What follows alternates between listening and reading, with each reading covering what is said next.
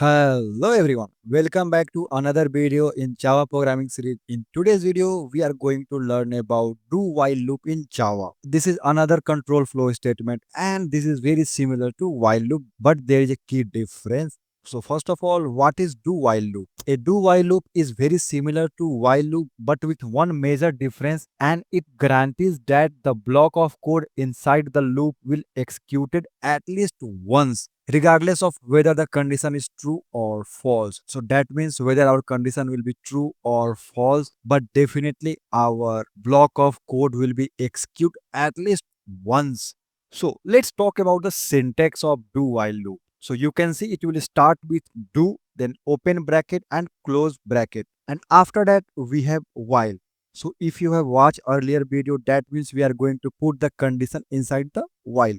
So here what will be happen? So you can see, so first of all, the do things will be execute. That means I can say here the code block will execute first, then the condition will be checked later. If the condition is true, then whatever we have inside the do, it will again go as a repeated loop. And if the condition will become false, then the loop will automatically stop. So let's try to see the code, then we can understand. So we are going to start with again simple example to print a number from 1 to 5 using the do while loop. So let's write the syntax first. So first of all, we are going to start with do, and whatever things we'll write inside the do, it will execute once. And after that, we have to write the while condition. So inside the while, we are going to put our condition, and after that, just use here semicolon. So our target is what? We are going to print 1 to 5. So what we can say here, just use int I equal to 1. So here you can use a scanner class to get input from the user. For now, I'm just going to put the number as static, and inside the do, I'm just going to print the value of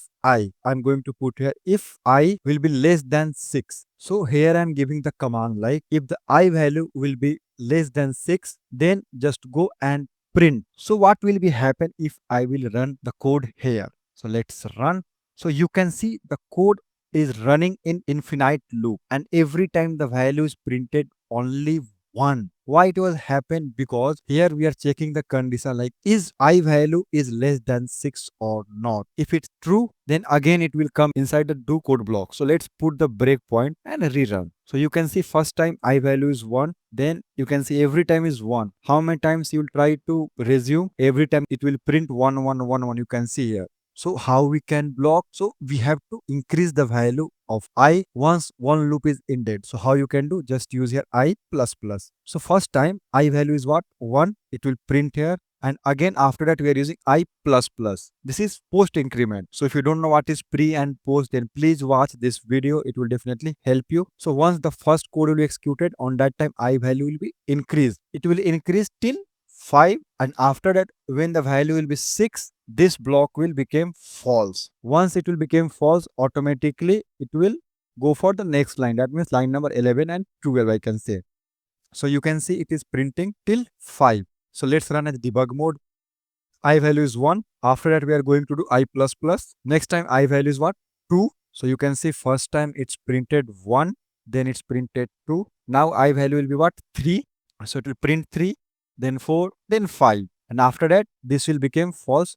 So whenever this condition will become false, automatically our code will stop. I just told you like do block will execute at least once whether your condition is true or false. So let's see. Now what I will do, I'm just going to put the value here as 10. So what will be happen? This condition will not satisfy. So let's run.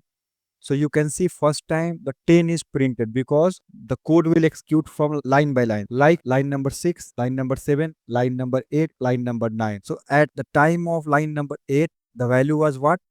10. Once we'll cross line number 8, on that time it will print the value as a 10. So after that, what is our while condition? Inside the while we are checking like is I is less than 6 or not. So here I value is what? I value is 10. So this condition will be false. So due to that, we are just seeing 10. So if I change the value as a 1, then also first time whatever we have it is printing, and if I'm going to change as whatever value I want, it will run at first time. So this is the interesting scenario in the do while loop.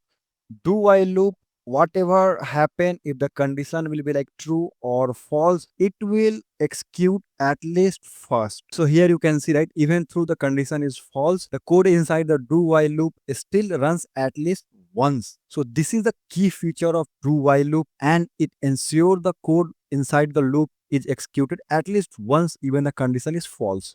So let's recap whatever we learned in this video. First of all, we learned about do while loop, and it is very similar to while loop, but it guarantees that code inside the loop runs at least once. The condition is checked after the code block is executed, which make is useful for scenario like user input where you want to code to execute before the condition is evaluated. So that's it for today's video on do while loop in Java. In next video, we are going to talk about the difference between while and do while.